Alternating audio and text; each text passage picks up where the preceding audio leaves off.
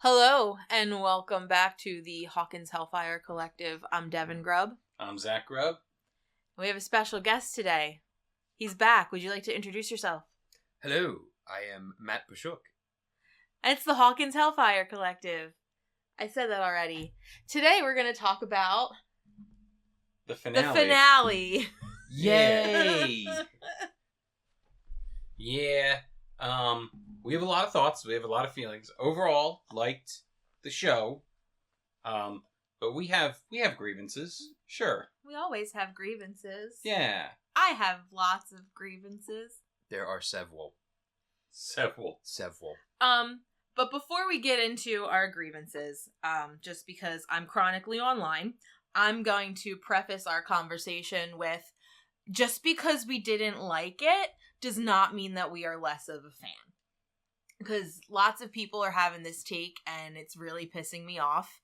We wouldn't have a podcast about it if we were not fans. Devon's been taking this very personally. I am. Even though we've in no way been called out by anybody. No, but like when you get like a barrage of people, like videos after videos after videos of essentially people calling you stupid for not liking it. It's like, no, you're stupid because you haven't thought about it critically. It feels like a personal attack. It does. And I think if you're a big enough fan, a true fan of the first 4 seasons, all the more reason why this season should be frustrating for you. Exactly. Especially the final episode, which I was wanting this like big epic thing, and that's not what we got. I think the people who are shitting on others for not enjoying it, I would say, are largely people who grew up with the show, who probably watched the first season when they were too young to be watching the first season, and they've made it all the way through season 5, and I don't know, maybe they're not quite at a place yet where they can look at it critically. But They don't have brains. But I'm not seeing... All right. I wasn't going that far.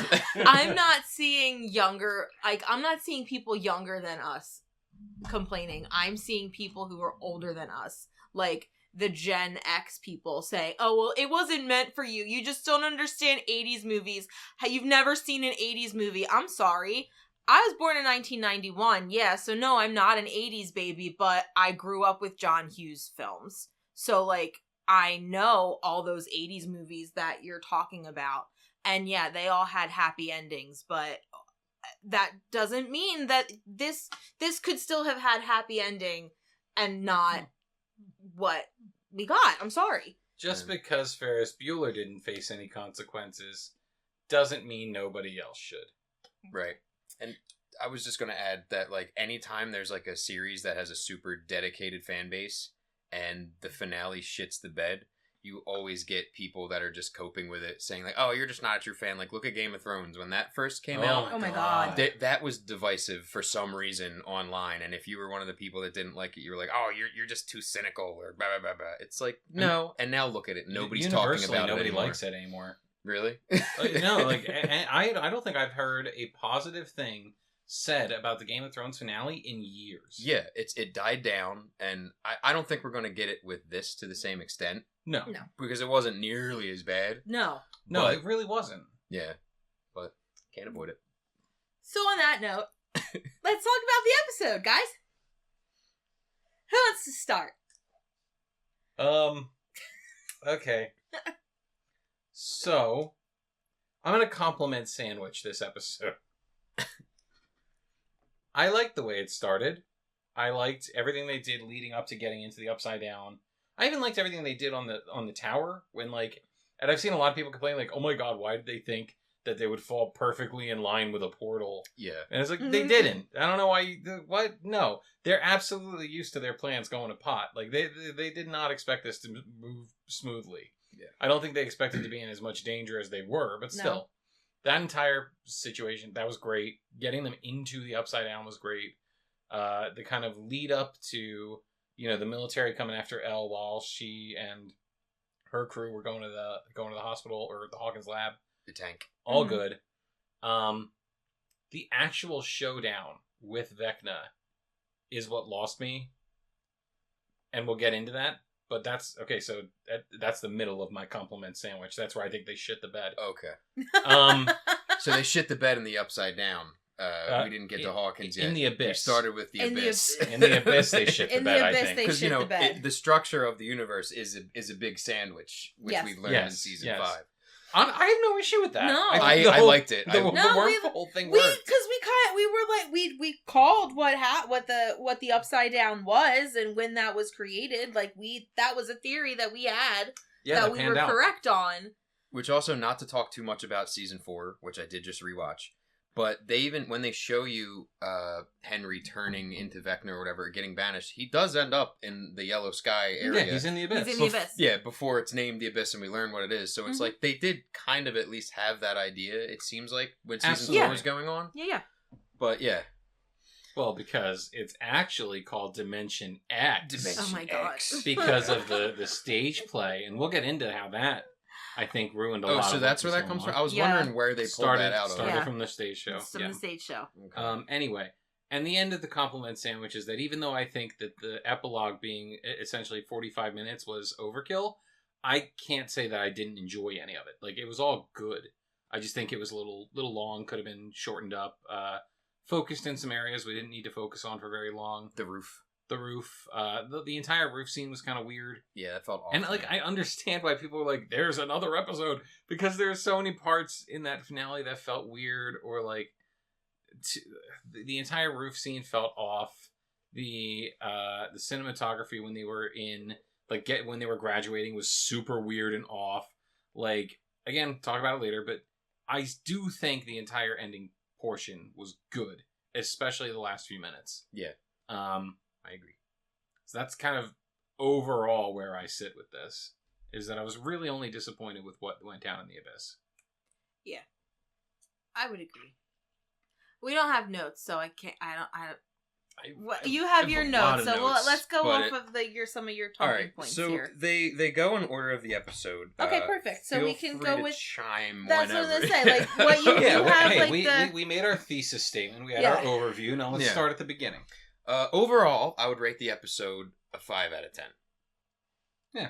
I don't know if you guys agree, disagree. Too strong, too miserable. I kind of feel like that's generous because I do like the show and I was entertained. But I did not like a lot. I would give it a 5 out of 10.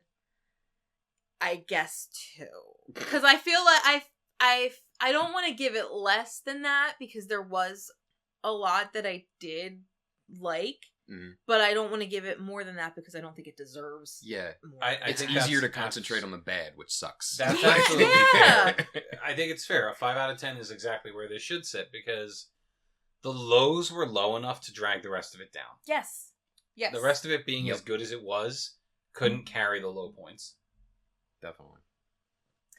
Alrighty, so my first note is Erica and the teacher hanging out is always interesting. Don't get much of that when they're sitting in the tower. Erica and Mr. Clark. Mr. Clark. I could not think of his name. But then Mr. Clark disappears until graduation. Yes. And so does she. Yeah. A lot of characters kind of just disappear in this finale. Oh, wait, hold on. Honestly, we could get called out for this. They are there, if I remember, when Elle does her big sacrifice. No. They're not. No. Erica and Clark, I don't think so. Erica and Mr. Clark are not there. Max and Vicky are. And which is like, I remember when we were watching it, and I saw, and like the military were coming to where Erica and Mr. Clark were. I was like, oh shit, what's gonna happen to them? And nothing happened that we saw. Presumably they were arrested. Which for these shoot first, ask question later military people is pretty tame. Like, I guess they fled. Who I don't even see the point of them being involved. Like, no, I see the point of them being involved. I don't see the point of the military going after them. Yeah.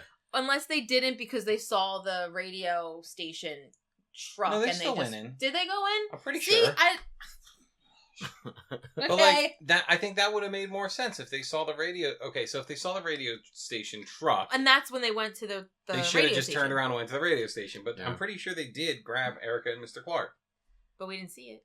Right. Did we see it? Yeah, I don't think so, because they're not on the... Because Erica isn't on the truck in the end. She's not in the area in the end. right? Yeah, she's so everybody who was on the truck in the upside down at the end the end of the episode ish.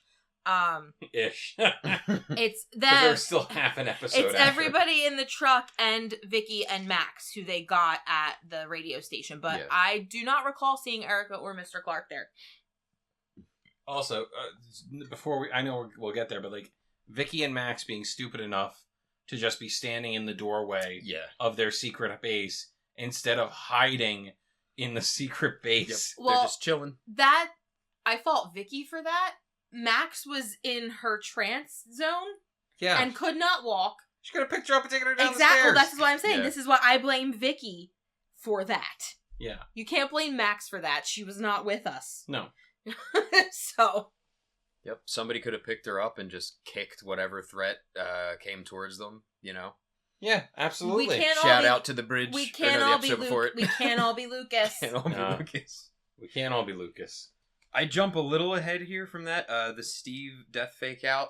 What was that? Why did they do that? Why did they cut to black? I knew nobody thought he was going to die. Mess with us. To give, it just felt way too forced. He needed catharsis to Jonathan. Yeah, I like that. I have no problem with him falling off and Jonathan saving him. It felt so just unnecessary. The cut to black. Yeah, like absolutely. What's gonna happen? They didn't have to do that. Just cut to the hand. They could have done a straight up slow motion shot and it would have had the same effect. Exactly. They just wanted to give poor saps like me some agita for a second. No, we're not. Because I wasn't going to have agita the rest of the episode, so I needed to have it then. We're not cinematographers, so we don't know better than the Duffers. No, impossible. I like the whole scene with, I'm not sure if does Hopper's speech to Elle happen before or after the Vecna Hopper fake out? After. That's after. Which one? Where he has multiple speeches. The one that Elle spits back to him later on. I think that is before. Okay. Yeah. Because it's about her not coming back, right? Right. Yeah, that's before. Okay. Yeah, because when she comes out of it, then when she's like, "Oh, you wanted to die." No, it must be. It's after. His speech to her is after because he doesn't know what she's planning to do until Vecna gets in messes with him. Yeah. He has a speech before that. Yes. Yeah. Where he talks about how you fought your whole life. Like, he gives her a speech before she gets in the pod. That's not the speech that's I mean. Not, that's not what we're talking about. So the one after, which that brings me to I did like that scene with Vecna messing with Hopper, the Agent Orange. I hated it, and I'm going to tell you why. I liked it until I saw the outcome. Because the thing is, I thought the episode was going to take a crazy dark turn, dark as we were promised. I thought that when he shoots her and pulls her out, I thought that, the fake out was that there was Agent Orange in the room, but oh shit, he actually shot her in the middle of this, and now we have to somehow recover Elle. But no, the shooting and everything was all in his head. It was just a ruse. That was kind of lame, in my opinion. That didn't bother me too much, but I get where you're coming from. Mm-hmm. I think that entire scene was fantastic, and the reason I hate it is because it's the only time in the entire finale where Vecna messes with people's minds. messes with anybody. That's true. He doesn't mess with anybody at all. He's just chilling in his spite. He knows they're coming for him. Yeah. And aside from a brief conversation with Will, he didn't try to stop anybody. No. Or get in their heads and mess with them and turn them around. He only does it to Hopper. Yep. Even though he's got all these other people on their way to kill him. Yeah, it's almost like he's just sitting around until they show up at the abyss. Right. And even then. Right. Even if you're going to go with the idea that, he's so arrogant because they're just regular people. They've been thwarting his plans for 4 seasons. He knows that they're a problem. Yep. Yeah. It's very weird. But they kind of, that problem with the whole season is they kind of dumb down Vecna a bit. Because even the whole thing where, he needs Will to find Max in the hospital. He needs to send him to do that. It's you don't know that she's there at the hospital this whole time already? Where else would she be? Exactly. You locked off Hawkins. You know she's still alive. Yeah. She's trapped in your memories because she's hiding where you won't go. Yep. You should know where she is. They did dumb him down. He's supposed to be smart enough to Thanks understand. First Shadow. Yeah, right? He's supposed to be smart enough to understand that if his plan worked, then Max, and if his plan worked, and Max is somehow still in his mindscape, that means she's alive, but she died. Because if she didn't die, the portal wouldn't have opened. Right. So she was dead. Where else would she be? Yeah. In a coma. In the like, hospital. And you can call this nitpicking, whatever, but like, he's supposed to be incredibly intelligent. Mm-hmm. It's wild to think that that thought wouldn't cross his mind. Yeah. He could just send demodogs into the hospital and watch through their eyes. Right. There's no reason he couldn't do that. But no, I need to use Will again. As a spy. Which was kind of cool in the second season. It didn't really make a lot of sense in this season. But I digress. Sarah Connor, that whole militant stuff kind of, I don't know. I didn't really like that whole thing with the pregnant women. No. And all, that they just blow up. So is that the grand plan? They do. They do. I think that's been confirmed, actually. But they were already dying. Yeah, so, right. True. It doesn't matter. I defended that before because I was like, oh, I don't know. We don't know how long ago it was that Callie saw all this stuff happening. Mm-hmm. They were already dying, and then they didn't touch on it again. So No. I guess. Well, no, the Duffers came out and said that those women were killed when they closed the portal. Did they? When did they say this? I'm vaguely recall. There's been so many people talking about it online. Well, they would have had to have been. I vaguely recall somebody being like, "Yeah, this was in an interview," because they did a bunch of interviews immediately afterwards, and one of them even said that they wish they didn't do so many interviews immediately afterward because they were so tired that they were just saying shit. Yeah. It's just like, oh, you guys should cut us some slack. It's like, what? No. This is your show. Right. This has been your child for years. Years. Steve and Jonathan bonding in the abyss was nice. Loved it. I liked that whole little moment where they're all walking and talking. Yeah. In an empty abyss. In an empty abyss with no threats whatsoever. Well, you see, Vecna forgot about the Demogorgons. His iron fleet. His iron fleet. Like, okay, we're just having a casual walk in the desert, reminiscing about our lives. It's fine. Which I do have a note about that too. Yeah, where are all the Demogorgons, Demodogs, and whatever happened to the Demobats? To the Demobats. They're gone. The Demobats that did so much damage in season 4. Specifically to one character, which we don't have to mention. We don't, because I'll go off. You just did. But yeah, they do a lot of damage to Steve too. If the Demobats were around during that final battle, it would have been significantly more. It would have been a problem. Yeah. And like the fact that the only thing there is to fight is the Mind Flayer in its spider form, which cool ass monster. Yeah, that's really one of my notes. Incredibly cool monster. Yep. Love the design. Very love cool. It. Absolutely love it. Even everybody facing it down, like it was very cool. It was very well done.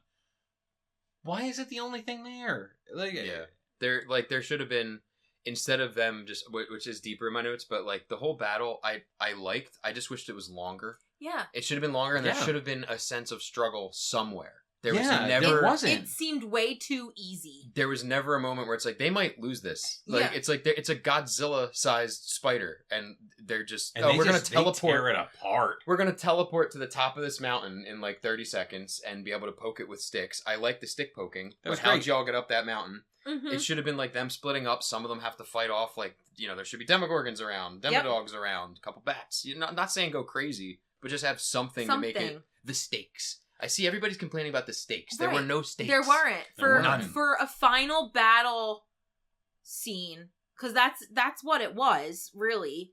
A big final battle with everyone. There weren't stakes at all. No.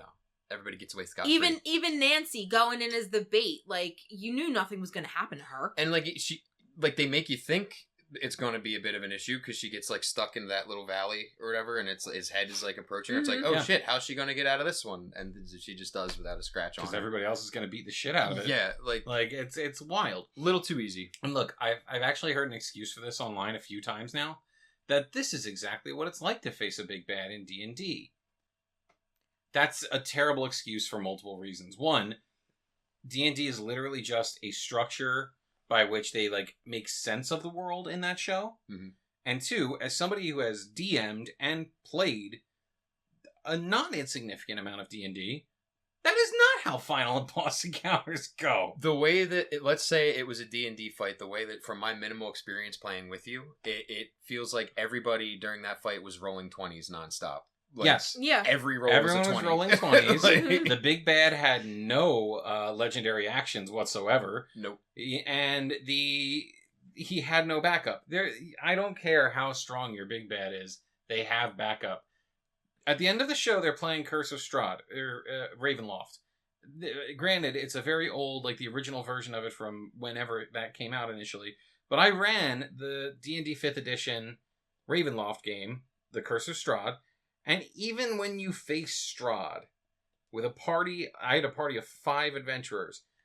There were 2 other heavily armed vampires fighting with him. That's them. Yeah, it's sorry, on he my wall. has a picture on his wall. The people that he DM'd the Strahd game for commissioned an art piece of like all of them. The party fighting Strahd. All the party fighting Strahd, them as their characters. So I was just counting to see how many were in the picture. Were there 5? There's Were there 5 of them? There's a glare. I couldn't really tell. I think we had 5. Yeah. You'll just have to imagine it. Anyway, the point is, even in your big bad boss fights, there's typically some thrall around to mix it up. Because if there's not, it's way too easy. And that's what we watched.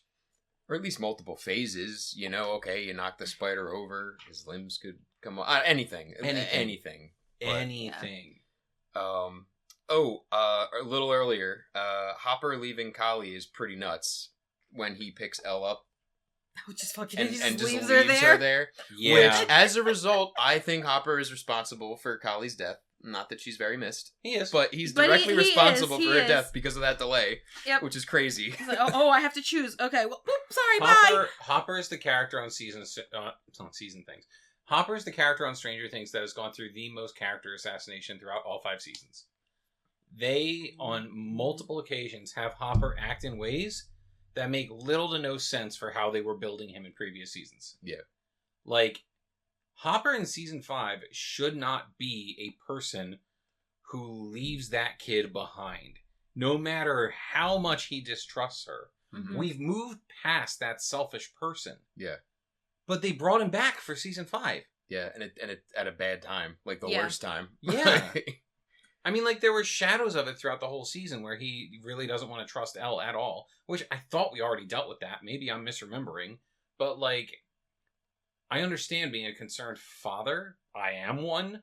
But, like, that doesn't mean you're going to leave this other kid who your kid considers their literal sibling to die. Yeah. He's a big dude. He killed a Demogorgon with a Conan the Barbarian sword. Yeah. He could pick up 2 girls. He took on Russian Terminator. He did. Yeah. There is no reason he couldn't have grabbed both of them. I am absolutely certain of that. Yeah. When he left her, I was like, you're kidding me. Yeah.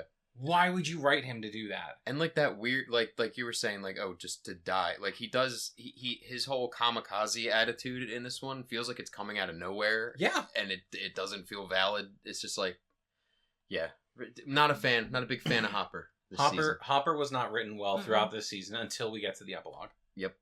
Yeah, I got some stuff about that later because I liked Hop in the epilogue as well. Yeah. Oh yeah, the backstory with the spider. I guess if you guys want to start talking about the show, the play, because I know I have no knowledge about anything other than the episodes themselves. Any of the expanded universe, whatever is or isn't canon, I know nothing other than the show.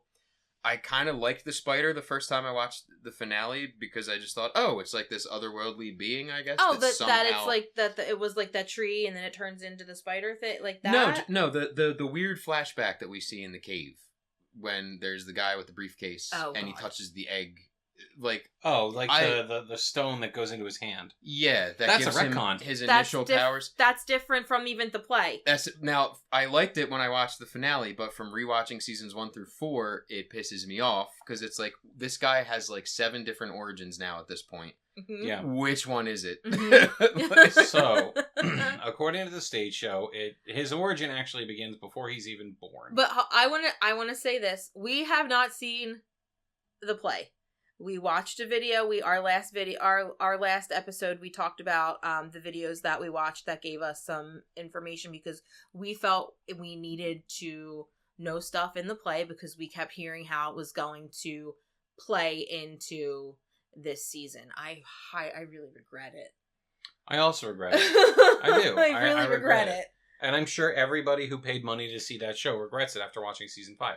I'm sure they don't regret the experience of seeing that show. No, because I still don't doubt that it's really cool to see. Oh yeah, I bet it's incredible to sit and actually watch it because visually it's supposed to be this big production. Yeah. Okay. Sure, but I bet they regret the story of that. So okay, this all goes back to Brenner's dad, who was on a boat that somehow got sent to Dimension X, the Abyss, where they encountered a Demogorgon. And the Demogorgon killed everybody on the boat except for Brenner's dad. Brenner's dad was infected by the Mind Flayer. And then somehow the boat came back to our reality. Brenner found his dad, and his dad was all messed up the same way that Will is in season 2. Okay. Brenner's dad dies, and the government takes the Mind Flayer particles out of his dad. Also to note, his dad had his blood type changed to something completely unique when he was infected with the Mind Flayer. That matters. Okay. A Russian spy, if I'm not mistaken, it's a Russian spy, steals the particles and tries to get away with them, but he runs into little Henry in the cave. And then little Henry ends up killing him and opening the case, and the Mind Flayer particles get into Henry and change his blood type to something completely unique. They changed it in the show so that it was this like otherworldly stone, which I think visually I like that better. And I think it also makes a little bit more sense visually. It solves a bit of a plot hole, kind of, because Mind Flayer particles aren't supposed to be able to exist if there's no upside down. Okay. Like in our world, they shouldn't have. Right, because remember, they got rid of the Mind Flayer particles in Will by closing burning them out of him, then closing the gate. Yeah, he spits them out. Right. So that's not supposed to be able to exist without a connection to the upside down. So the fact that he somehow took them from the abyss to our world makes literally no sense whatsoever. Without a oh no, it's okay. Without a bridge between the two, this throws a huge retcon into how the upside down works in the very last season, which is infuriating, honestly. Yeah, that's a shame. Because I kind of like it as just ignoring all of that, just like, oh, this is just this like Lovecraftian thing that has no origin. It's just some guy has it, and that's what gave Henry his initial powers. That would have been so much cooler. Yeah, that's kind of how I look at it. But I feel like, so for people who are not familiar with the show, that is what the stage show, that is what you would get out of it. Like if we stayed in the dark about the show, I feel like that's what we would have taken. How we would have taken it. Absolutely. But we decided not to. And well, because we have to go back. We have to go back because the Duffers made it very clear that the stage show was integral to the story. Yeah. And then they promised that they were going to explain the things from the stage show that mattered in season 5, and they didn't. They just kind of spat little details at you with glossed over everything else. Yeah, like no explanation. Yep. So, yeah, that's a shame that people that have knowledge of both, it doesn't make sense overall. It makes it worse. Also, they created full-blown plot holes that actually did make it into the show, like with the Wheelers. Nancy, Nancy and Mike's parents, Karen and Ted. Because they all went to school with Henry. Yeah, they all went to also, Karen and Ted are supposed to have a big age gap. They're supposed to have an age gap. In season 1, Nancy she says about them having being like my dad was older, like that whole she has that whole conversation with Jonathan while she's practicing shooting, and that's not in season 5. No. Like Max literally says, "Oh, it was Mr. and Mrs. Wheeler making out." Like, they wouldn't have been in high school at the same time. Yeah, no. What was he No. just like rolling up to the school and doing like a Seth Rogen Pineapple Express? like, what? But no, they were all in. According to the stage show, they were dating in high school, which they brought into that. They were all in high school, and they were dating in high school, and they were all in high school with Henry. They brought it. They also aged up Henry, and they aged him up. Why? Because remember in season 4, he was like a kid. Yeah. He was a little kid. Yeah. They aged him up for the stage show, and now that's the new canon. Even though we can literally go back to season 4 and see that he was younger. Yeah. Word of the season. Retcon. Word of every season of Stranger Things is retcon. It's wild. And it bugs me too, because it's like you think you're writing a show, it's a really good show, the story's well crafted. Wouldn't you think you'd go back and watch what you wrote? That's what I enjoy said. what you wrote, care about it, and be like, oh no, we did this here, so let's do this here, not just they're doing this now this season. I've been saying that the whole time, that like, why wouldn't they just go back and look at what they wrote prior, look at what they did prior to make it more of a cohesive story. Yeah. They wrote each season with cliff notes of the previous season. Yeah. Yeah. And it shows. With this season, anyway, the most. Mm-hmm. Really, with just this season. No, yeah, you can. I've complained enough on this podcast that you can find the holes in almost every season, starting with 3. My favorite. Yeah. If we like 3. We do like 3. It's not a question of whether we like it or not. It's the fact that these holes exist. But like, Scoops ahoy! yes. Sorry. When Robin was a person. I liked her better this season. I liked her better this season also. Oh, God. Better than season 4. Better than season... I think she's worse this season. Oh, really? Yeah. But yeah, plot holes. Yeah, I mean, I'm sure there's plot holes throughout the series, but like they're so much easier to ignore, I feel like, than this season. Yeah, definitely. And the finale doesn't really wrap anything up in that regard or explain it well. No. I do like that when we do finally get the full reveal of what happened to Henry, they don't try to redeem him. No. And I'm very glad they didn't do that. Because that was something before we watched the final episode that we thought they were going to do based on the show. And even while we were watching it, when Will's like, oh, he was just like me, we can help you, I was like, oh crap, that's exactly what they're gonna do. And then Henry was like, hey, no.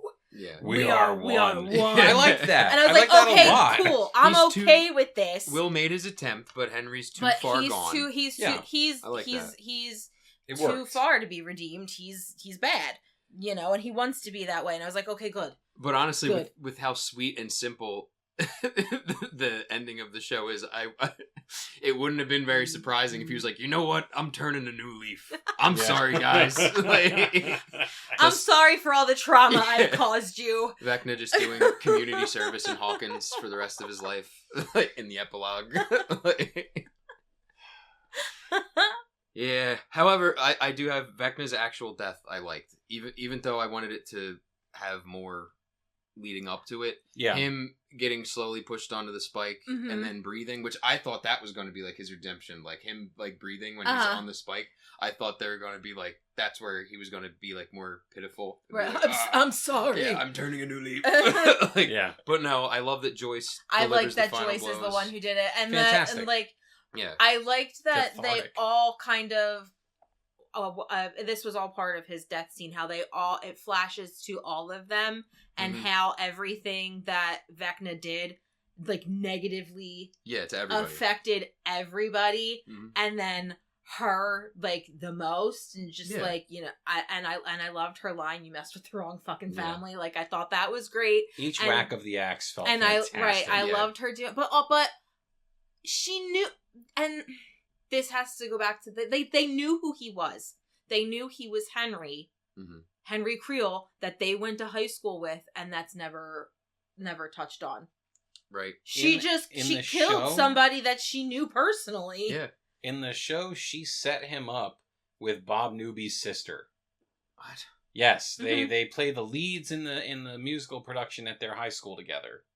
Like a big portion of the show is Henry struggling with, am I a monster or can I be okay? And there's a whole romance between him and Bob's sister about whether or not he can be a person. And presumably this is a very good show to watch, and I believe it. But like, all of that is just ignored completely during this finale, which is fine. It's fine if you didn't go out and say that this mattered. Yeah. That the play is canon and it is going to affect season 5. There's too many conflicts. Like they don't link up at all. Like it doesn't make sense. No. And like, because they never took any time to establish the fact that these two people had a relationship with each other, even if it was just like, hey, we were friends. Yeah. And like, I supported you in attempting to date somebody. Like, she just walks up, cuts off his head. Absolutely phenomenal. It's badass. Fantastic. Yeah. Love it. But no acknowledgement of the fact that this is a person who I knew for at least a year, who I had, somewhat of some kind of a friendly relationship with. Like, even just throwaway lines about having those memories locked away by Vecna or something would have been fine. Just acknowledge it. Yeah. Otherwise, even if he acknowledged it, even if he said something like Joyce, or like, oh my God, can you? Okay, so Drive. I just thought of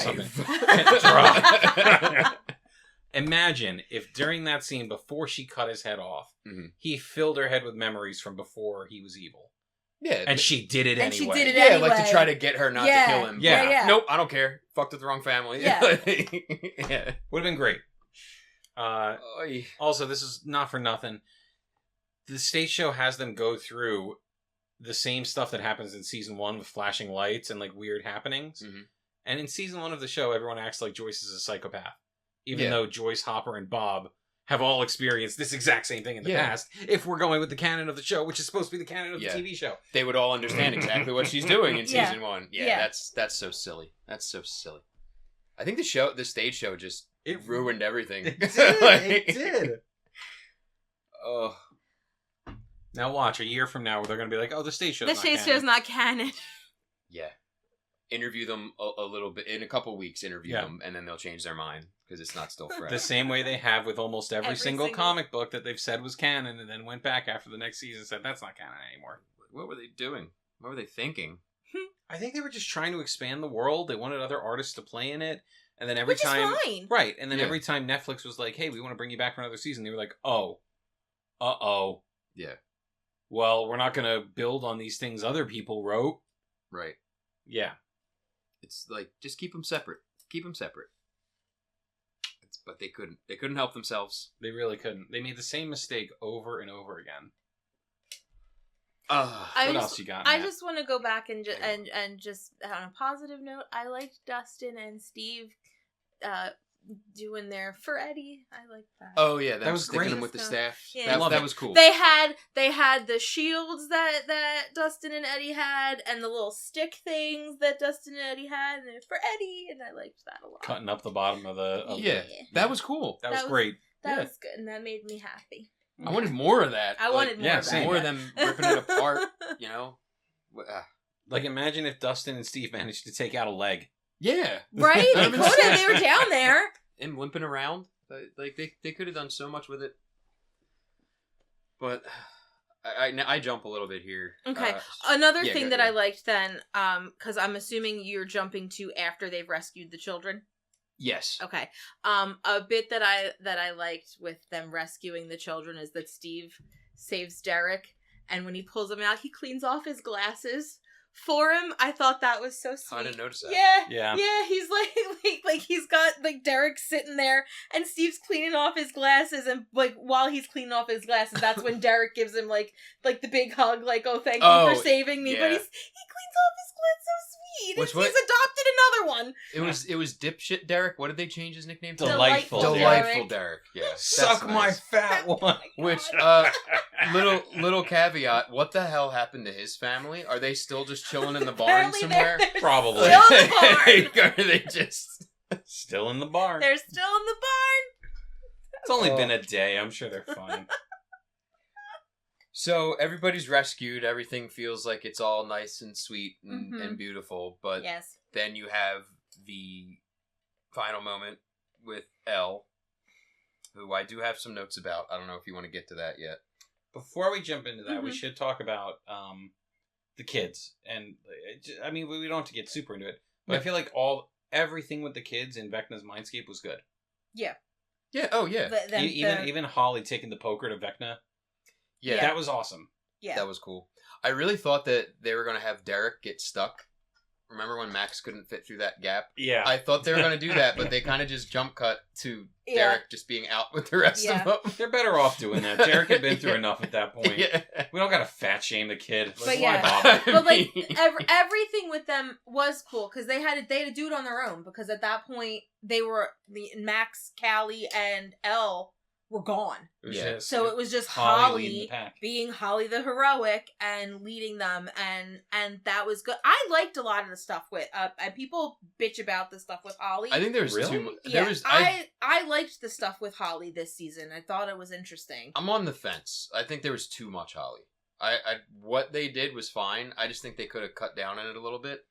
Like, I mean, we're talking about all the things they could have done to expand the end, like the final scenes. Mm. They could have cut down on some of the Holly stuff early on and made time for that. Yeah. Mm. Yeah, totally.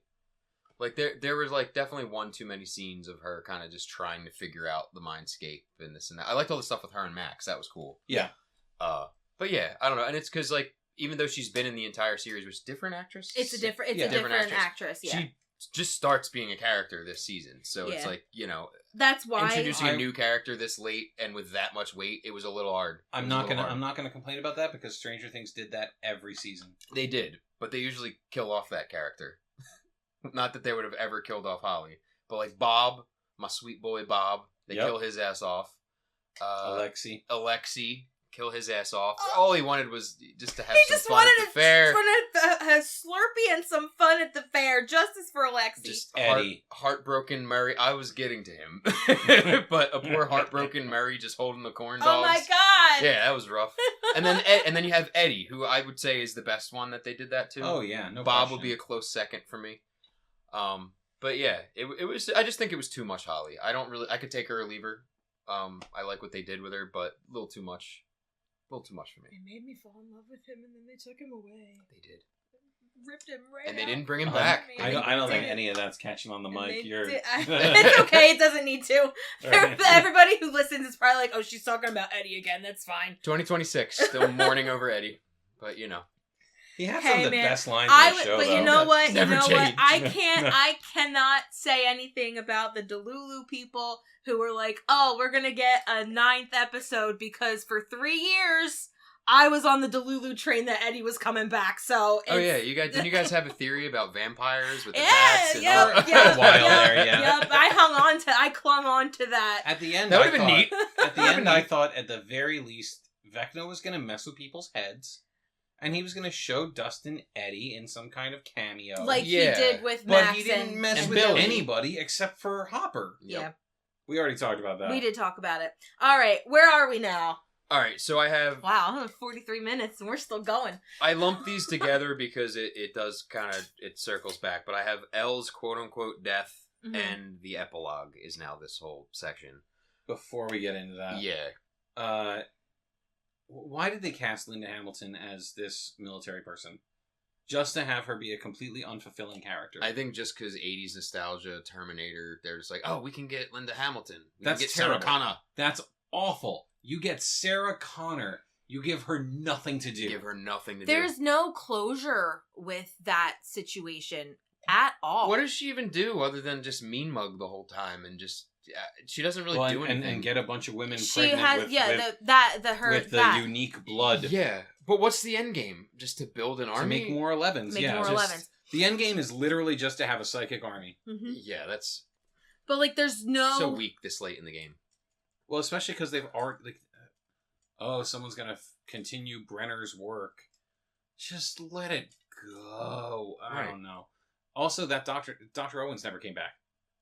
What did they do? Which one's Dr. Oh, yeah. Dr. Owens. He's not in this whole season, right? No. Presumably, they threw him in jail at the end of the last season. He was a really good character. Didn't the actor pass away? Oh, shit. Did he? Did he? He's the dad from Whiplash. I don't know. We're gonna. You guys talk. I'm gonna Google. We would have to fact check that. But no, I loved his character. And especially because, like, season 2, they introduce him, right? Yes, because he takes care of Will. He's and you don't know whether or not to trust him. And, you know, he's got some growth. He has an arc. And they just drop him. Which, if the actor's dead, okay, you gotta... No, he's still alive. He's Paul Reiser. He's alive and well. Alright, so, yeah, all the more reason, like... I don't know why I thought he died. I don't know if anything happened behind the scenes where, like, he just didn't want to be a part of it, or if they just forgot about him. Like, they just didn't write anything about him. You see, they forgot about the doctor who was helping Elle. They forgot about the doctor. What about Enzo? What happened to my boy Enzo? His name's not really Enzo, I don't think, but Enzo. The guy who helped Dimitri, one who was in the... Well, he's in Russia. Yeah. I don't know. It would have been nice to We don't know that he was, because he was flying in the helicopter with Murray at the end of season 4. Yeah, and Yuri. That's true, actually. You know? Well, we didn't need Yuri, but... No. They could have used him as, like, a connection. Anything. Just something to help out Hopper, or anything. Like, I don't know. I'm just underutilized. But, so are we talking about when they're... Sorry, we jumped around. I was talking about Linda Hamilton being severely underutilized. Yes. Well, and then I was gonna,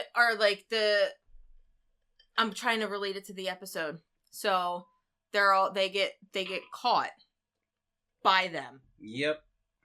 And then it's the whole 11 bit. Yeah, because they're in front of the gate. Yeah, but there's no closure with the Linda Hamilton character or any of the military stuff. Does she die in that finale? No. Yeah, dude, what happens? Nothing happens with the military people. Nancy murdered people. Murdered military to get when they were going into the Upside Down. Her and Hopper kill several. So many people, like just blasting away. Which that is a note that I have, which we might as well get to now. Like between that and the epilogue, everybody just. There's no crimes to be had. There's no... Just get away with it. From a military group that is experts at disappearing people. Yes. They just walk away. Yeah. Right. Like, you're telling me, the Upside Down, implodes or whatever with Elle inside it, and they're like, okay, that's what they really wanted, but you're gonna tell me that they're still okay. They're just okay with everything else that happened. Several murders, the war crimes. You killed my men. All of that stuff. It's just like, the Upside Down imploded, so you guys are fine. Well, because in all the previous seasons, like after the finale, going into the next one, it's always like there's always an element of just like, we all got to keep our mouths shut. Like Hawkins Lab, whatever, the government. We got to keep this on the everything's hush-hush. on the down low. And it always made sense season to season. It's a little bit of a sense of disbelief, but it always made sense. This is like, no, there's too much. Too much happened. Too much. Yeah, too much happened for everybody to just live in a peaceful epilogue. Like, no, like somebody should be in jail. I mean, the episode would be like 4 hours long, but like there should have been something, like some sequence of them signing non-disclosure forms or something just for them to get away with it. It's like, you killed several people. I don't know. It was a bloodbath. All it would have taken was a confrontation between the Doctor and Elle where something happened to the Doctor. Yeah. Where she doesn't make it out. Right. And you could have justified the whole sweep it under the rug thing. Like, I really thought we were going to get confrontation with I can't believe we her didn't. I really can't believe Dr. we didn't. K. Yeah. But there was no confrontation with Dr. K at all. There was a brief one in episode 4, right before part 2, the one where we find out that Will has powers. Yeah, sorry, we didn't talk about that episode. Like, they have a brief confrontation then when she finds Callie, but like that's it. Yeah. And that didn't really go anywhere. Also, point of order about Will. He's not a sorcerer, he's a warlock. He's a what? What's the differentiation? Yes. Warlocks get their powers from gods who they make their pacts with. Okay. Whereas a sorcerer just has them? Natural abilities. Okay. If anything, 11 is a sorcerer. This is a dumb argument because by old school D&D... No, it's actually a dumb argument. No, what I'm saying is bullshit because this is like a current understanding of warlocks and sorcerers.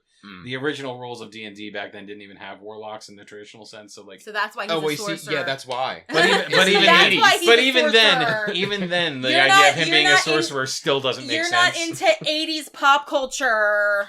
Yeah, not a true fan. No. I'm still gonna bitch about it, though. Yeah, we're not true fans as we sit here and Which have also a fucking podcast about the show. This was another note that I had about Will's quote-unquote powers. How do they work? That's actually pretty straightforward. He's still connected to the hive mind. Yeah. So he's still connected to the hive mind. He can get inside Vecna's mind Because Vecna is part of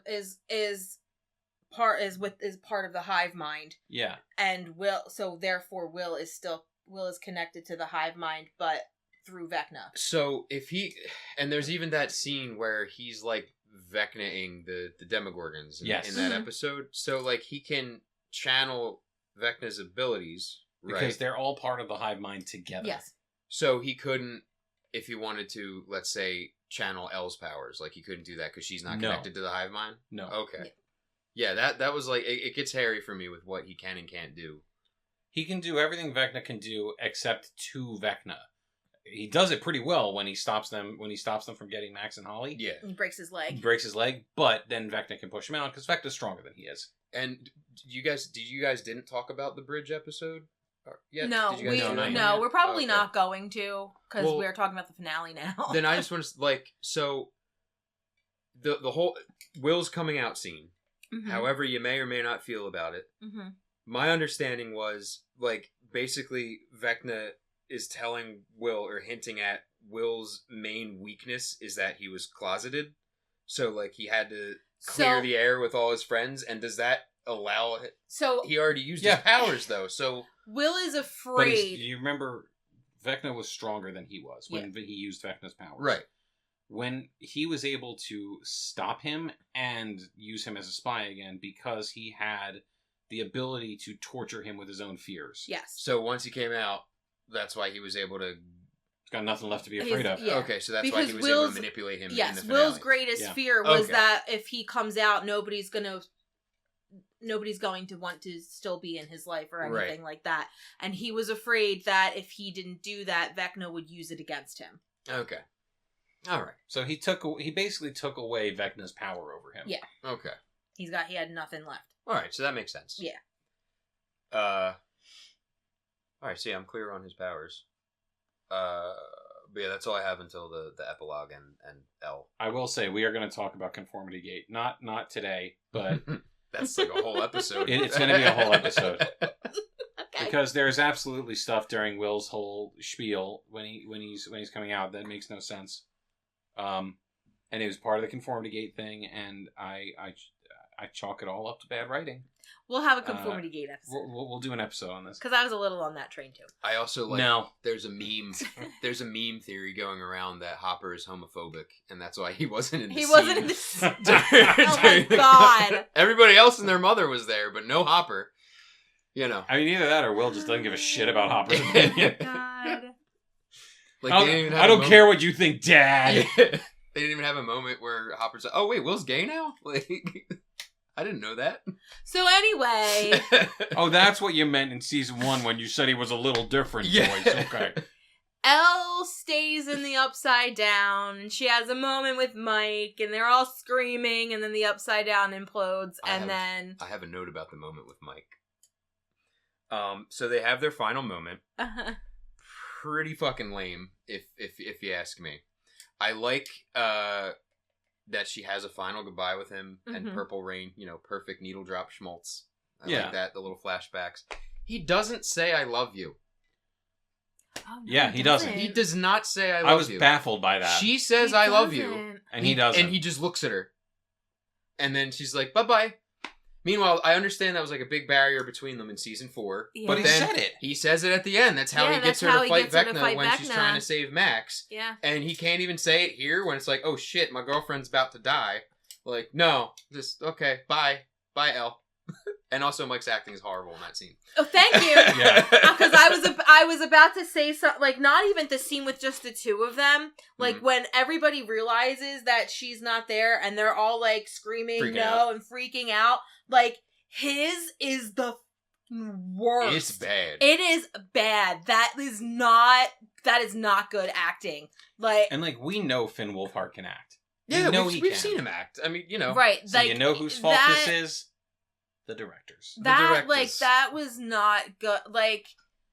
Everybody else looked more concerned and scared and upset that she was doing that, and he was just, "Ow! Yeah. Ah!" Yeah, just I'm yelling. gonna have to fix the levels on that. Jesus. We're clipping. But also, like, just not to keep ragging on this season, but I feel like the acting overall this season was just not up to snuff. I don't know if it's just because they're too old and they're still reading kid-like dialogue. No, there's what? On and off. On and off. Joyce especially. Oh my god. Winona Ryder, and if you look, you could make like a compilation. She just makes crazy eyes. They also to didn't give her everybody. a lot to do. No. Yep. Except for be overprotective of Will. That's it. Which I have a note about that too. Like We just watched the Hot Ones with Mhm. Winona Ryder, where at the very end he's like, "Tell everybody what you got going on." She's like, "I'm in Stranger Things season 5. I think I haven't watched it," and I'm like, "Yeah, that tells me everything I need to know about your experience filming this." I've seen a lot of interviews with like the cast and them being a little kind of cynical about the ending, like when they're asked questions about Finn it. Wolfhard. Yeah, he's really unhappy with it. Like you can tell he is, because like even though his delivery at the end is fantastic. Everybody was like, "Oh, you know what happened?" He's like, "Yeah, they were crying." And like that, like, okay. That's always a bad sign when the actors are like, It's Game of Thrones. Emil Clark. How do you feel about it? Best season ever. Gaten, Dustin. That boy sells it. Was fantastic He was throughout, but great. he always good. is. And Steve, fantastic throughout. Yeah. They were the top 2 actors of this season, hands down. Yep. Yeah, Dustin, especially like earlier on in the season, like it was great. His intro, I was like, oh shit, we're getting like a dark Dustin this year. Yeah. And then his breakdown with Steve, that was awesome. We were talking about that too with the Even the ladder fight, and the stairs, the fight in the cemetery. No, both fights. The fight in the fights. cemetery. He and holds his fight. own for a while, Steve. and and if you notice when they're fighting each other, Steve never lays a hand on him. No, he just pushes him off. He pushes him off. Anything he does is so that Dustin doesn't hurt himself. Mm-hmm. But he never throws a punch, a hit. He never does anything because Dustin's his little boy. That's his brother. Dustin's his boy. Boy. You die, I die. You die, I die. Yep. Which I love that in season 3. It just comes. He It's just the says best it out callback. of nowhere. He's like, "All right, okay." That's the relationship. Yeah, that's what we're capturing. Which I like that they rekindled that. I like that whole moment with them two in that episode was great. Because Dustin was so afraid, and he was pushing him away because he doesn't want to lose him. You know? So we're talking about like kind of the epilogue here. Do we want to go through the epilogue chronologically, or do we just want to put our cards on the table with what happened to Elle? I have notes for Elle, but I have a little bit of everybody. Yeah. Are you worried about the time? No. Okay. This is the finale. We got to be at least 3 hours. Yeah. Let's do this. That's why we needed a third person tonight. So all right. So do you want to get to the Elle shit last? Yeah. We'll talk about Elle last. That's the end of the episode. So yeah. So it's. Okay, Robin being the awful DJ, just as awful as ever. This is 18 months. This is 18 months later. Yeah, 18 months later. I just, I don't know if I've said it on the podcast before. I absolutely love Robin in season 3. I think she's awesome. Her and Steve together are great. And I love her in the first half of season 4. But there is a pivotal moment where Nancy and Robin put her with Nancy. Enter the library, and she turns into a completely different person and pretty much stays that way through the rest of the series. And I just do not like her. She's my least favorite character when it comes to that. That's fair. I get it. We liked her better this season.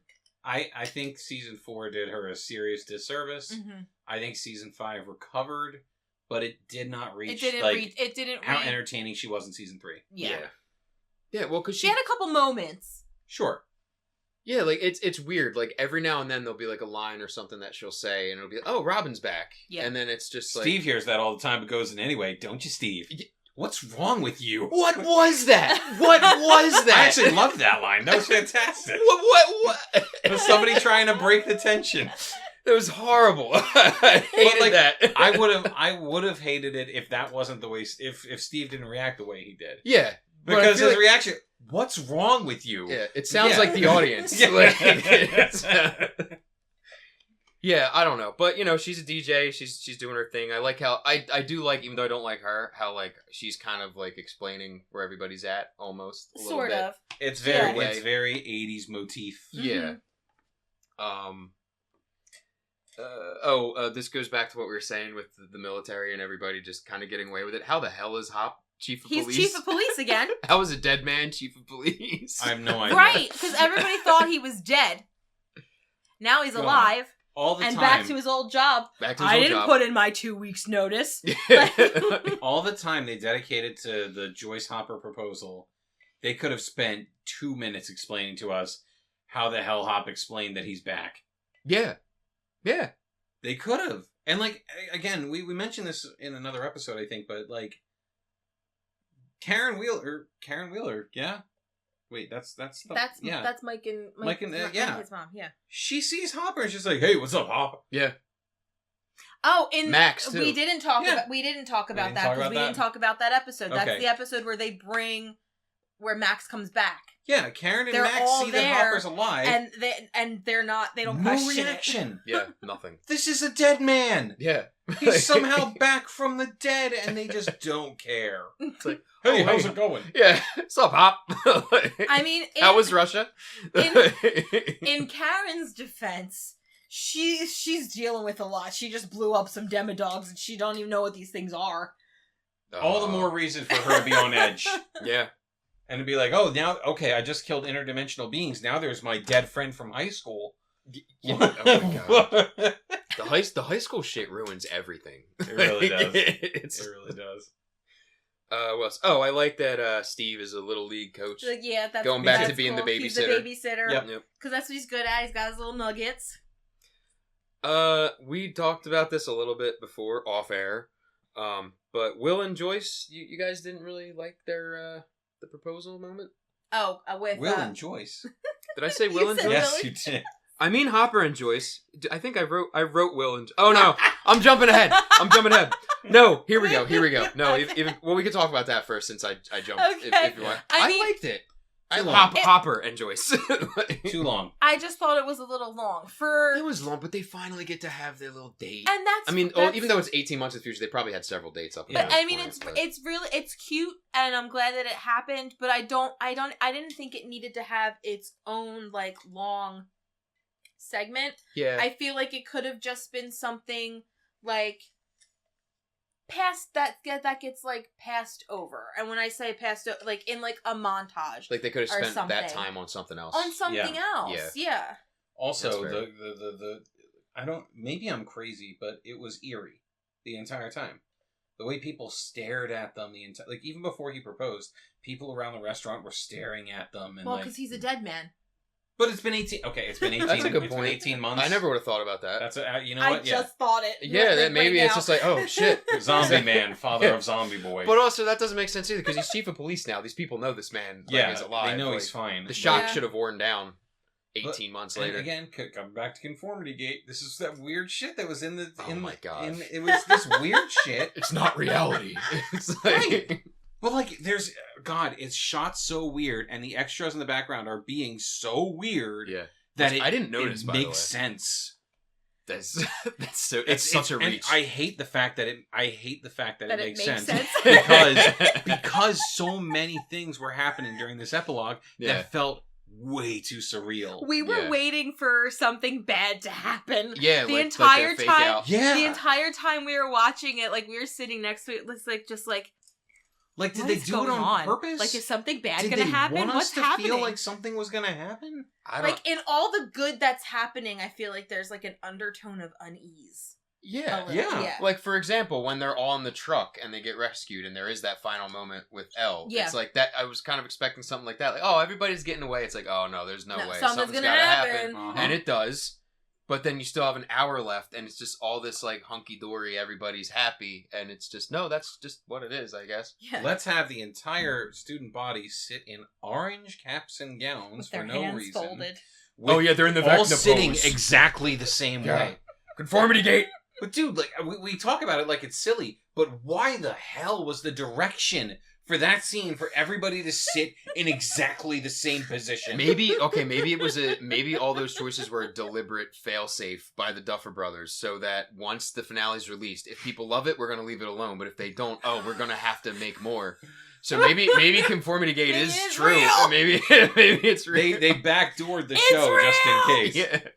Person in the background holding a random blank yellow sign. Why? Sorry. That's Sorry. so bizarre. I'm sorry. It's really bizarre. Oh my god. All right, let's go back to the episode. Are we at the graduation? Okay, no. So remember when I said Will and Joyce? Yeah. I was jumping ahead. My Will and Joyce note is that they have a final moment, which is nice, before graduation. I like Will and Joyce just talking. Me too. Good mother-son. Yeah, good mother-son Totally shit. earned. By the way, did the Duffer Brothers just forget that Jonathan is her son too? Why? Joyce and Jonathan don't interact at all this entire season. No. They don't really in any of the other seasons except for season 1. Season 1 they have a relationship. Season 2. Oh yeah, they do in season 2. Yeah. Even in season 3, it's sprinkled. It's sprinkled in there a bit. I'll give you season 4. Season 4, he's in California. She's off he's gallivanting in Alaska, Russia. Yeah, that's. But season 4 it makes sense. They're separated. But it seems like because they did that on such an epic scale in season 4, they just forgot. Joyce just forgot that she has 2 sons, and it's just I don't know. That was just a nitpick I had. Jonathan was there taking the picture. He wasn't was recording Yeah, his he was video. recording. But But they're there were related. no scenes of them being like, "Hey, you're my kid." There's never Thanks it's for always protecting just your brother. There's It's no al- concern for Jonathan. it's always Will flopping like a fish and Joyce running. Well, that's the extent of it, and then maybe Jonathan trailing behind or something, or here. With his sideways run. Yeah, with his sideways run. Will I saw that flopping like clip. a fish. I know. I said it to you. But yeah, it's I don't know. It's the family dynamic is just gone. It felt like for the biases. Yeah.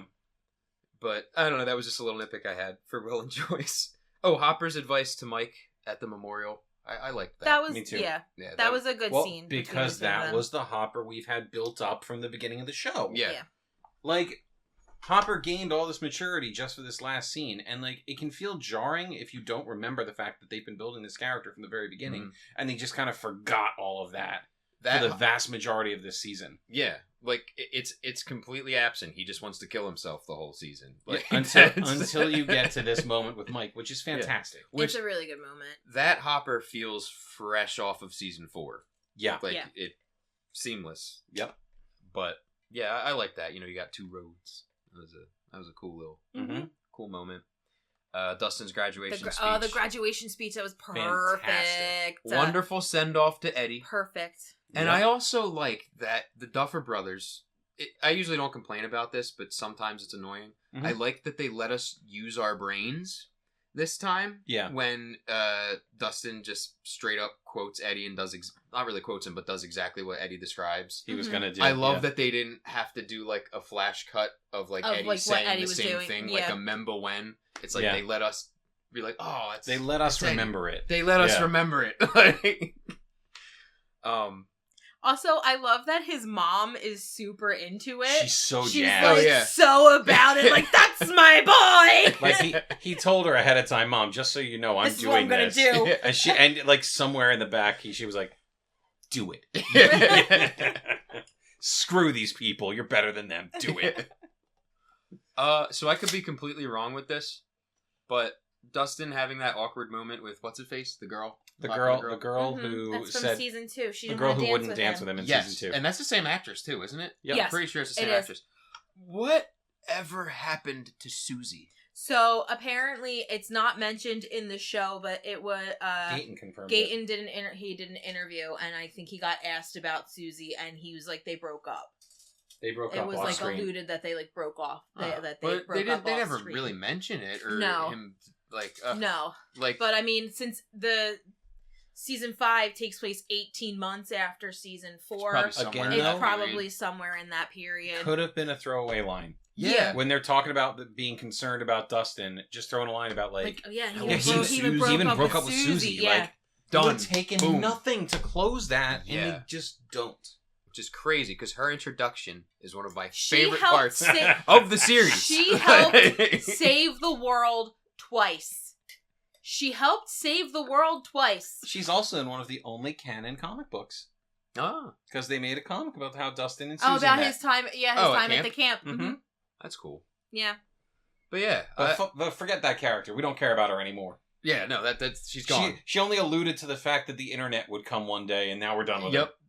Yeah, that's her last scene. I'm pretty sure. Yeah. Turn around. What a Look great. at what you see. All right, we're done. Oh, that's a great scene. That's really I is. love that scene, and they're all like fighting. Right. And then, Hopper looking at it like, what is happening? So good. well, all right. Well, at least we know that somebody somewhere at some point thought about her, just not the They writers just of the didn't show. put it in the show. The actor. Okay. I have a little note here about the speaker thing, but I guess we'll get to that once we get to L. Okay, the scene on the roof with Steve, Nancy, Jonathan, and Robin. It's too really long. drawn out. Too long. Weird. We Way kind of too touched long. on that already. Yeah, too long. Again, that could have been like the Joyce, like we said, what I thought should have happened with Joyce and Hopper, Yeah. been like a little passing thing. That could have been a passing thing. Yeah. It didn't need to be as long as it was. Yep, and also like Nancy, like And it her was really arc awkward. sucks. Like, it was super awkward, and it almost feels like improvised. Like the dialogue and everything feels super loose. Yeah. Although I do kind of like the little bits about like Jonathan's now just like a pretentious filmmaker. I do like those kind of bits. You know, But- I read something fun about that. Like, a lot of people were shitting on how bad he looked during that. Yeah, Like, he's dressed like an idiot. yeah, And somebody was like, yo, for the record, I was a filmmaker in the time of David Lynch when this was all taking off, and this is exactly what we all look like. Just hipster trash. Like, Yeah. Like, no, you don't understand. This is historically accurate. yeah. No, that makes sense. But like, what about Nancy? Like, she drops out anyway. She's working for a newspaper. I I don't know. Military trained Nancy who murdered Right. A bunch of army. I mean, that's fine. I didn't expect her to like join the SWAT team or anything, but like still, like I don't know, after that whole big feud that her and Jonathan had, their whole character arc, Yeah. just like, nah, I'm just gonna drop out, work for a newspaper. I don't know. I didn't like where any of those characters ended up, except for Steve. Except for Steve. I don't have any issue with what Jonathan's doing. I think it makes sense for him. Oh, and Jonathan. Yeah, Jonathan. He's at NYU now, right? Yes. Yeah. Yeah. So Yeah. he got to go to NYU. Steve gets to babysit. I don't But, remember like- what Robin was doing. Yeah, I mean, I guess She's in she's school. She's still with in Vicky. school. Yeah. No, Oh, she's not. She she's says not it with about how Vicky. she's. Oh, she does- yeah. They're not together anymore. So they're all just alone now. Yeah. Yep. Steve's like dating or whatever. Yeah. Yeah. But But Steve never stopped dating. no. So he's kind of back to Steve the Hair Harrington. I'm pretty sure the women of Hawkins But I would assume not he's- be okay. If He's Steve Yeah. stopped better dating. than Steve the Harrington. Well, because he He's improved. because he had growth. he doesn't want to be the hair. He wants to settle down and have his nuggets. That's why I He's think yeah. That's why one of his he's last trying lines is like, to "Hey, find maybe somebody- maybe blah blah's she's the one." Right? Yeah. Yeah. He's trying to find the mommy of his nuggets. Honestly, Which- I think he's got a better chance of doing that while on the road with Dustin. Which I was seeing. Yeah. I was seeing like shit online, people joking around, being like, "Oh, well, maybe Nancy would have given you a chance if you didn't refer to them as nuggets." Nah, No. that's the best thing you could call a kid. Nugget. You call him a little nugget. Oh yeah. So yeah. Then now I have the Joyce and Hopper moment. Oh, did you guys notice the ring thing? That Did it's you the see anything same about- ring. Yeah, it's the same Jonathan's ring. Yeah. It's the same ring. Which at first I thought was cool. Just like, because maybe that implies that off screen somewhere, like Jonathan gave it to him. Like maybe they had a moment. You'd use this for my mommy. But they threw it Yeah, away. something like that. Like, but they they made a did. They threw point. it. So did somebody like? Are we supposed to assume that that's a story thing, and maybe somebody scooped it up and Jonathan did give it to him, or is that just lazy? Like we don't have an extra prop, We don't have so another ring. we have to use the Give same him the ring. Well, who knows? Joyce Jo- ring. No, it's the same ring, and I don't think there's any story significance to it. Yeah. I think it was lazy. But we can pretend. Sucks. We can pretend that We can somebody. pretend. We can pretend somebody scooped it up and gave it back to Jonathan, and Jonathan was like, "Here, Hopper, use this for my mommy." Because that would also imply that if that went down off screen, that Jonathan remembers that Joyce is his mother. Yeah, Yes. there you go. So it all adds up. It makes sense. Comes around. Comes around. the gang back to playing D&D. Loved every second of that. loved That was this. great. The actual ending was great. It was so good. It was great. It got me. I cried. I loved it. I have notes from Mike. Okay. You don't save your characters you don't save your players at the end with an NPC. It's a cop out. Perfect for the show. Dude. Terrible for real D&D. Okay, well, it's not real D&D. How do you use Thank God. Wait, how do you use an NPC in D&D? The DM The does DM it. does it. Oh. Ew, that's just late. There's like if there's extra characters involved. Before anybody that's- complains. Before anybody complains, I understand they had an item that summoned the person to come save them. But, like, he basically told them to do it. That's not how you play the game. It feels like lazy dungeon mastership. He was no Eddie. That's true. He wanted to tell the story he wanted to tell. I can respect that. Yeah. But, like, come on, buddy. But I liked all of that. Each character Each putting away their character books. putting away their Fantastic. books. I liked him like telling their story, and you seeing like what they come to do.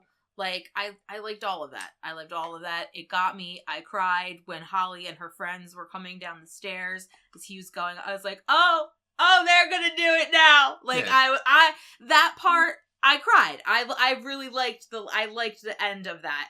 I wanted more of that. I would watch an entire show of Holly DMing a D&D game for dipshit Derek. Well, I would watch in that. the spinoff, whenever the spinoff comes out, I'm sure. But also like Will and Mike's like conclusion, like so Mike's just like Stephen King now. Yeah, he's a writer. And Will just hangs out in gay bars. Well, no, like, give him something else. he finds acceptance. He's a person. Well, yeah, I think it's he goes to college and he finds acceptance amongst his people in the village. Like, I get it. But it looks like his final shot looks depressing. I He's was like just sitting by himself at a bar, just watching. Wait, a guy comes up. A guy comes up to him. Yeah, Yeah, somebody he's presumably dating. But it's true. Okay, all yeah. right. That makes sense. Yeah, a guy does come up to him and he is presumed to be dating. He this hugs person. him. They sit down together. Okay, all right. I just kind of saw it as just like him just like chilling by himself at a bar and just like, oh hey, you want to get out of here? And just like he just does this regularly now. Oh my god, he's just he's just a slut now, and it's like, come on, give him some kid. more. I don't know. And then like Mike, I guess Mike is a writer now. He's a little Stephen King, which aren't people saying that too in Conformity Gate? That like Mike was just writing the whole story. Okay, so that's actually one of the dumber things out of Conformity Gate. That's not one of the main things. Doesn't make any sense. No, because in the credits they show a Dungeon Master book for Stranger Things, which is clearly just supposed to be cool. Yeah, that's it. Oh, and also a lot of people were like, I have a oh my note about the God. credits. I have a gripe about the credits. I'm pretty sure we're getting to the same place. All the artwork is AI. Is AI, yeah. Yeah. It's yep. Specifically, there's an image of Nancy holding a gun, and her fingers look like pretzels. Yeah. Like it doesn't. Yeah. That's bullshit, dude. Like you couldn't get somebody to do that. It would have taken them nothing. They literally have an artist that does posters for every single episode. We have one downstairs for the piggyback. Yep. Billy Butcher does artwork. He has done artwork for the episodes of Stranger Things since season 1. Now, is it confirmed that it was AI? Because it's, to me, last I saw, it was just a theory. I don't think anybody's I don't confirmed think it, but anybody- there is no Because that would way really it's suck not. if it is his artwork It's and not- everybody's just like, that's AI, it's lazy. No, it's it's not his artwork here. Because it does look very sort of generic, very like It a is. computer could have spat this out. It absolutely is.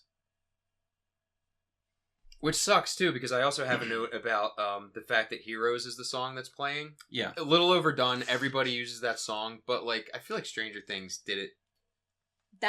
We're looking at the picture of the piggyback. Yeah, that's his artwork. That is not the artwork no. that we saw No. at the end.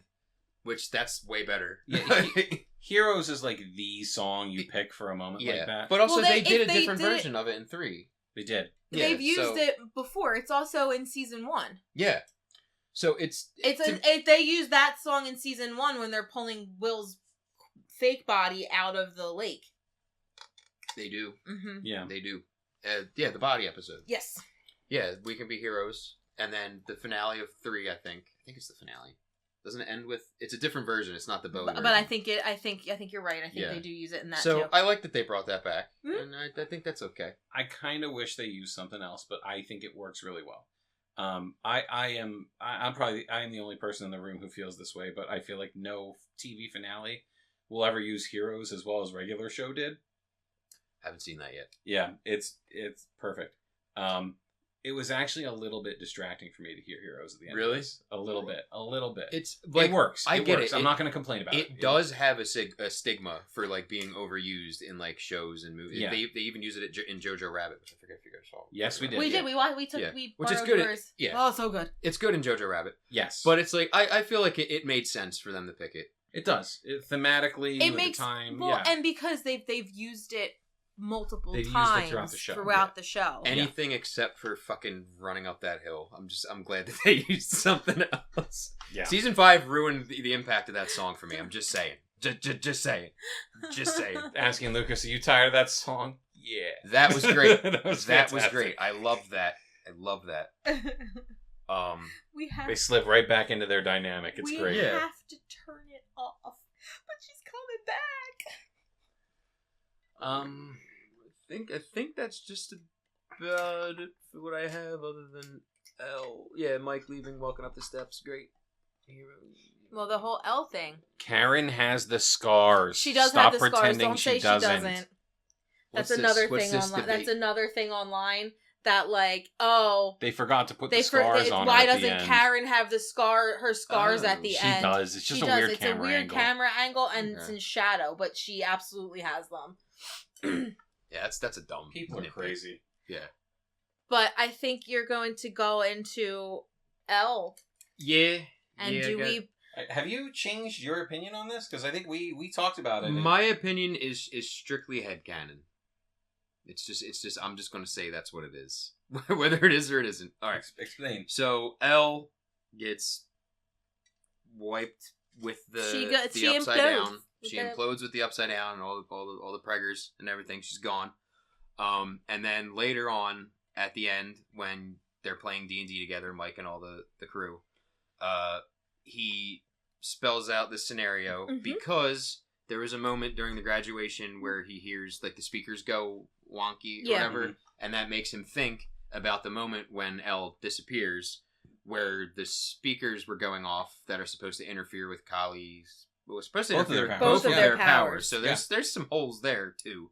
Well, Kali But- was nowhere near them at the time. It wouldn't have fucked with her. That's the reach for me. But anyway, it's that the speakers were going off, so Elle wouldn't have been able to use her powers. So Kali made it look like Elle died with the upside down when really she didn't. She was able to escape and is now traveling the world free, putting Hawkins behind her and kind of doing her own thing. Somewhere in Finland with 3 waterfalls. waterfalls. Somewhere in Finland with 3 waterfalls, which is something that Mike and Elle talked about before. But I personally, I like to think that Elle did die with the upside down. And he tells this story after the speaker thing hits, because he's still struggling with Elle's death. That's why he has that conversation with Hopper. After graduation, he learns to accept it because he builds this sort of scenario in his head, basically saying that it was all a ruse. She did get away, sort of as like a coping mechanism for him to deal with her death. And I think that as an audience, it feels like a choose your own adventure kind of thing, which would be very Stranger Things-esque. It would. I think it's like, make it what you want to make it. Like, she could be off free, she got away, or she could have sacrificed herself. Whichever one you like better, pick it. But I think it is ambiguous. I don't think there is no definitive answer because of the 3 waterfalls. Because that's very far-fetched and specific. Oh no. Okay. So I think we're very close to having the same thought here. Okay. I don't think that she literally ended up in a place with 3 waterfalls. That scene they showed us of her backpacking is not meant to be taken literally. Mm-hmm. That's Mike's interpretation. That's Mike's of what interpretation. she's doing. But that's how I felt about the entire Mike story. And this is where we diverge a little, because I do agree with you that I think this is a story that Mike is telling himself, but I think the show gave us enough to tell us that he's on the right track. Okay. And the biggest issue is that there has not been a single time throughout the entire show that Elle has used her powers and not had a nosebleed. Yeah. She has had a nosebleed every single time. time she has used her powers. Even if it's just to, like, move something small. Yeah. And she talks to him in the Mindscape. And when they cut back... She would have been bleeding. She would have been bleeding. Also, flat out, she wouldn't have been able to talk to him in the Mindscape with those things turned on. Like, they made such a huge point of that throughout the whole season. Yeah. She's completely incapacitated when she's near those things, and she's just standing there. Yeah. So, like, I get where you're coming from, that this is something Mike is telling himself to cope. Mm-hmm. And I completely agree that that's where his head is at. Yeah. But I think the showrunners themselves were like, unless this is just them screwing up again, which, hey, man, it could be, there are two glaring holes with the idea that she actually died there. That's fair. I also just don't want Callie to be the one that sort of saves the day at the end. Because she doesn't mean anything to me. I will say that is a hole in her actually living. Because nothing we know about Callie suggests that she could project anything from that far away. From that far away, and they would have had to have planned it out. Like, and, well, okay, there is time for them to have done that. It's baked into the whole death scene with Callie. So that I'm willing to believe that, but like, we have no way of knowing that Callie is able to project images that far away. Yeah. We've never seen her do that. Also, especially while dying. Also, she's been dying for what? For how long? For like 2 hours? Right. She's been bleeding out for 2 hours. Like, if they did that specifically to keep it ambiguous, it was a bad way to do it. Yeah. Because if they wanted to be less ambiguous, like. It's a bit. The whole point of it. They really should have had Callie fake the whole bloodshot and the being shot thing in the first place. Yeah. Her being shot could have been just an image that she showed Hopper. Mm-hmm. Because she planned to kill herself. She planned to not make it out. Yeah. Having her actually be shot and bleeding out was a terrible decision. Yeah. No, I agree. Especially if you're going to go that way and say that, no, she saved Elle. Right. Like, but that would makes it so that there's her glaring plan. Yeah. Exactly. It's like every step forward you can make sense of it, there's like 2 steps back. It's like, I buy the idea that she wanted to help Elle have a normal life after she witnessed her and Hopper together, like after he came back from his Vecna thing. Yeah. I get that. I'm on board. But like, I don't know. They created glaring plot holes either way. No matter which adventure you choose, there is a glaring plot hole that contradicts it. Mm-hmm. Totally agree. What do you think? I like the happy one. You like the happy one? I like the happy one. I believe. The happy one's better. Dustin's I Believe was the best. Dustin's I Believe was the best. How did he say it? He's like leaning back and he I believe. Like, and he leans into Mike. He does. He does. Almost a little patronizing. He leans in. He's just, I believe, as he's like crying. Yeah. Because they're all weeping. Because Gaten's the best actor on the show. He's the best actor. Yeah. I don't know. His delivery was so Dustin. Yeah. It was Dustin. He's probably the best character. He has been my favorite. He might be the best character. He has been Dustin my favorite character. Okay. Steve too. Dustin has been my favorite character since the very first season, the very first episode. I loved him. I mean, that's why our sign off is Dusty Buns gets it done. I love Dustin, and then you know, with season 2, and I started to really like Steve because of his relationship. Yeah, which starts in season 2. It starts in season 2. She's our friend and she's crazy. I found the chocolate pudding. Jesus Christ. No, they are my top 2 favorite characters. As much as I go on and on about Eddie. Well, because let's face it, he wasn't around that long. Even though season 4 is like half the length of the whole series. I love Eddie, but Dustin and Steve are my favorite characters. 100%. I'll never get over how many good lines they gave to Eddie. Like the whole. But were they written or was it Joseph Quinn going off? I'm not sure. You're asking me to walk into Mordor, which, if I'm being honest, it's a pretty bad idea. but the Shire is burning. Like, that's great. It's such a good fucking line. Yeah. And then when he almost kisses Dustin. Never Yeah. change. Never change. Dustin Henderson, never change. That's a good scene. Yeah. Yeah, coming fresh off of season 4. It's really good. But we're gonna have character episodes. Get ready. Yeah, we're not done yet. We're not done. I refuse to because- leave the world. Just because we're talking about the finale of Stranger Things does not mean this is the finale of the Hawkins Hellfire Collective. We realized that maybe going through each episode of season 5 was just an impossible goal for us. I think we've made our thoughts and feelings pretty clear. From here, we're going to start doing character studies. We're going to rewatch the entire show. And we're going to really take notes on the characters and how they developed over time. And I guess eventually this is going to come to a head-to-head on like who was the best developed character in the show. Yeah. And the answer is going to be Steve. Or Ted Wheeler. Or Ted.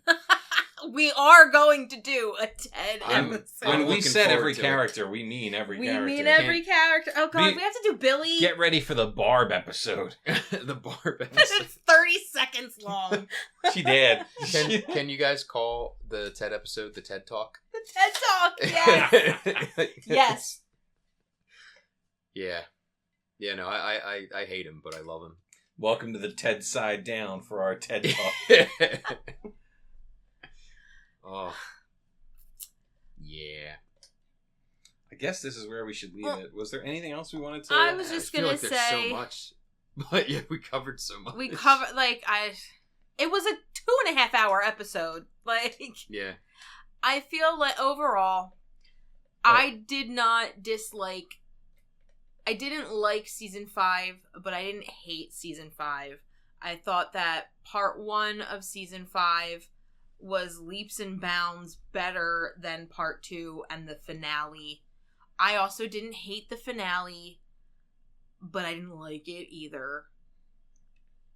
I liked the finale. I liked season 5.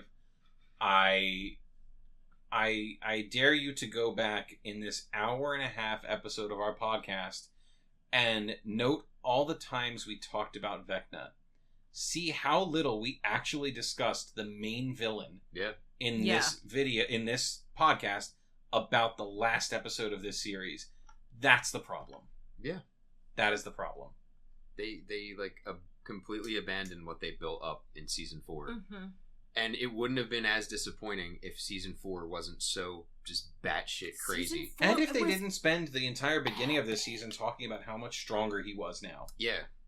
He didn't seem very strong. No. I honestly think if he was battle damaged and messed up, I might not have had an issue. Yeah. If he was carrying around scars and like a broken body from season 4, He was just a little I skinnier. think this would have worked. He was just a little skinnier. He took Ozempic on his break. Ozempic Vecna. Yeah. And then it's like, who's the big bad? Is it Vecna? Is it the Mind Flayer? They are one. They are one. Oh. Yeah. Season 3 is still the best. I'll die on that hill. I'll run up that hill. And season 4 was just epic in every episode was movie length. Yeah, season 4 is insane. Yeah. Insane. But it's an undertaking. You know, it's like an undertaking to watch it. Yeah, you there's have so to much. carve out some time. Yeah, there's so much. It gets really heavy, especially in Russia, and it's like, you know, that You 3 ready to tackle that beast again? 3 We'll get is there just eventually. 3 is just so easy to just sit down, throw it on. It's nice and comfy. It has the best parts of Stranger Things, and then some. You got your comedy, you got your horror. It's like, I feel like that's when it really starts to get horrific. With the goop. Yeah. Like, oh, speaking of goop, what's with the white goop in season 5? What's White with that? goop? The white goop When everything melts with Nancy and Jonathan. What's Oh, up with that? no, that makes sense. And what is it? I don't understand it. It's literally just matter. It's just matter. It's the just- building blocks of everything yeah. around you. Like, But they're in the upside down when that's happening. they are. The Mhm. exotic But it's matter, yeah. when it's disturbed, literally breaks down reality. Like, matter that is supposed to be solid becomes liquid. Hmm. So you're seeing the literal breakdown of solid matter. A better question is, why doesn't that affect people? Yeah, like shouldn't they be like dissolving with it? Yeah. Yeah. But they don't. Maybe it doesn't happen to organic material. I was But gonna say because they're organic. I'm answering my own question here, but it's kind of a cop out because they don't actually talk about it. No. But like, I mean, Nancy and Jonathan on that table, I knew they were going to be fine because they climbed up and they showed us that the world had melted, or the area had melted before and it's hardened again because there were soldiers stuck in it. Yeah. So like, yeah, it was gonna solidify. I'm off on a tangent, but yeah, that's what was going on. No, that's fine. Yeah. Sorry to bring that up so late. No, you're good. It's all right. Yeah, the whole exotic matter thing was interesting. Kind of a Deus Ex Machina for the whole show, honestly. But I'm not gonna complain about it. Yeah, it's just weird. Yeah, odd choice for me. But overall, good show. It was a good show. I just wanted the ending to be better. Could have had a better ending. They didn't Game of Thrones it, but they lost it. Yeah, I think that's a fair comparison. It lost the plot the way that Lost did. Mm-hmm. Yep. Still satisfying at the end. Yeah. But too many things dropped. Yeah, like Jack meeting his dad in the church, Mike playing D&D with his boys in the basement. Mm-hmm. All the shit beforehand,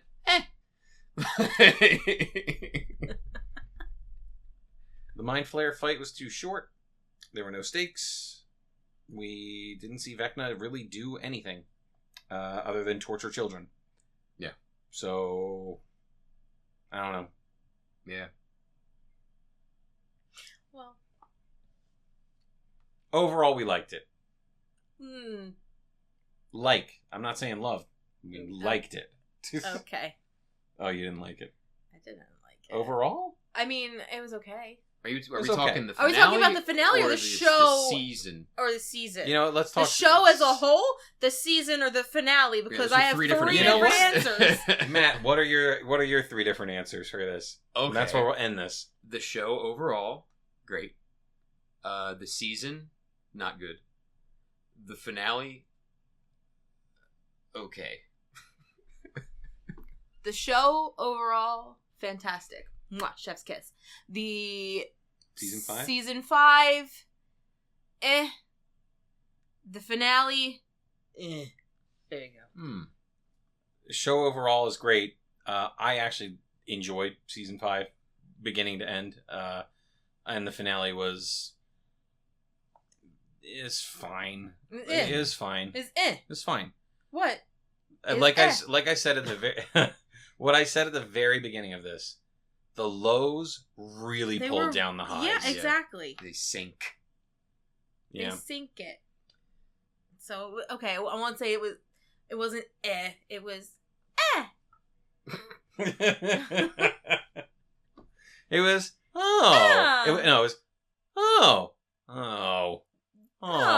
yes, there you go. That's that in a nutshell. I just wanted more. I just wanted more out of it. More explanations, less bizarre choices. Higher stakes. Just give me something else. And I think with a lot of shows, getting to the end and being like, I wanted more out of it, is not always a legitimate feeling. Yeah. It was here. Yeah. It really was. Too much was built up. Too much was dropped. Too much was shortened. Mm-hmm. Yeah.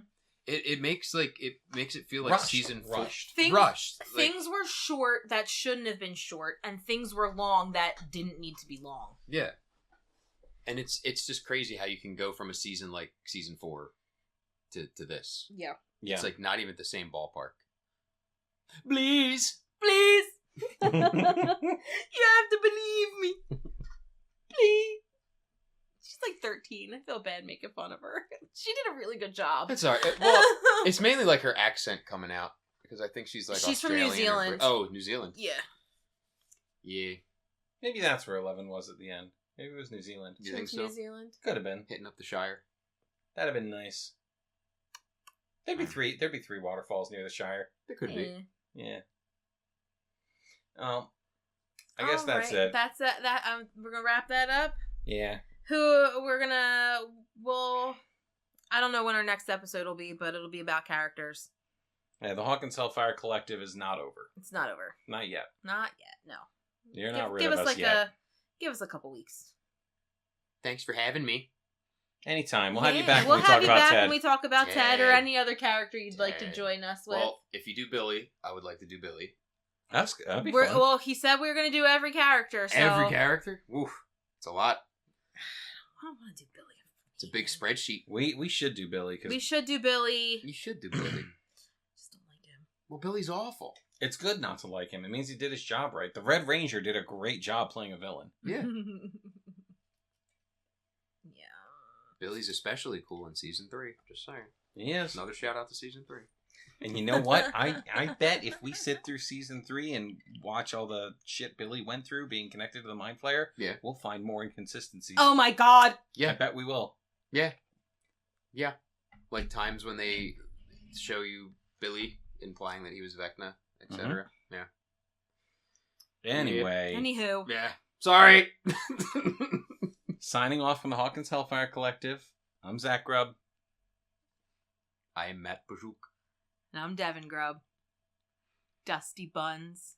Got it done. I was gonna say it anyway. Sorry, I thought it was cool.